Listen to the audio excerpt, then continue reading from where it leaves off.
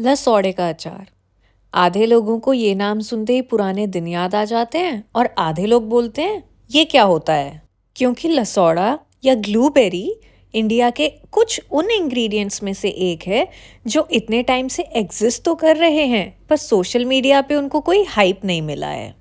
पर north India के काफ़ी घरों में जैसे कि पंजाब, राजस्थान, हरियाणा, यूपी की तरफ लसौड़े का अचार एक गर्मियों का ट्रेडिशन रहा है। ये वो अचार है जो फैंसी नहीं दिखता है पर एक बार टेस्ट कर लो तो इसका टेस्ट कभी नहीं भूलोगे।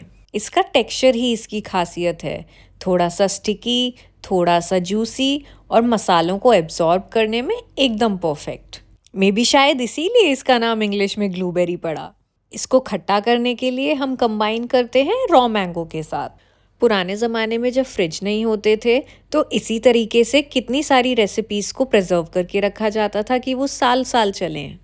सीजनल चीज़ों को अचार या मुरब्बा बना के या फिर सन ड्राइंग के थ्रू प्रिजर्व करके रखते थे। और लसौड़े का अचार भी उसी प्रिजर्वेशन का पार्ट है। और इसे सिर्फ टेस्ट के लिए नहीं खाया जाता। ऐसा बोलते हैं कि गर्मियों में ये पेट को ठंडा रखता है और इनडाइजेशन होने से भी बचाता है। तो इंडियन समर्स में खाना सिर्फ टेस्टी नहीं, प्रैक्टिकल भी होता है।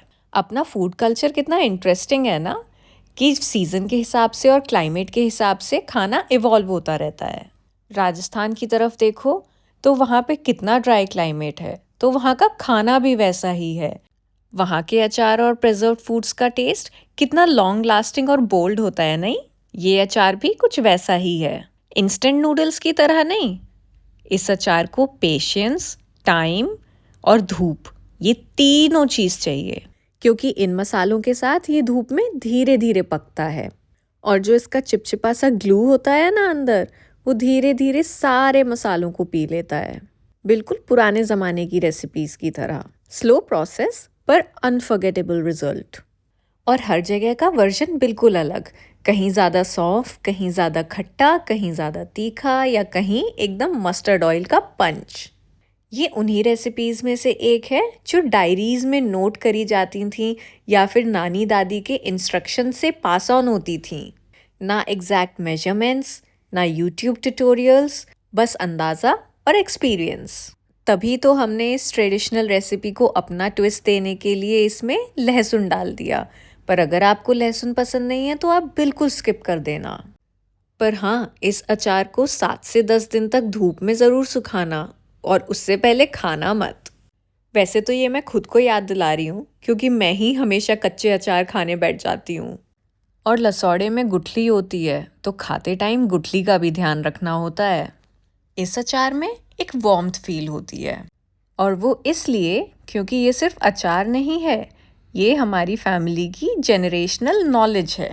तो कभी एवोकाडो टोस्ट और इम्पोर्टेड सॉसेस को छोड़ के ये प्रॉपर लसौड़े के अचार की रेसिपी ट्राई करना, क्योंकि ये पूरी की पूरी मील का हीरो बन सकती है।